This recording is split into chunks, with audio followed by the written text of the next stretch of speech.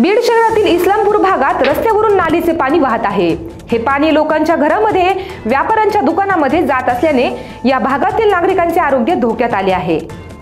नाल्या काढण्यासाठी नगरपालिकेकडे कर्मचारी नाहीत की या भागाकडे कर्मचारी येत नाही असा प्रश्न उपस्थित होत आहे।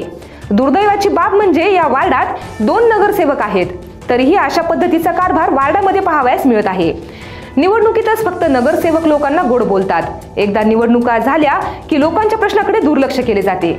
शहरातील वार्ड क्रमांक 18 इस्लामपूर या ठिकाणी नाल्या वेळेवर काढल्या जात नाहीत, त्यामुळे नाल्याचे पाणी रस्त्यावरून वाहत आहे। काल दिवसभर नालीचे पाणी रस्त्यावरून वाहत होते, याचा त्रास देखील तेथील नागरिकांसह येणाऱ्या जाणाऱ्या नागरिकांना सहन करावा लागत होता।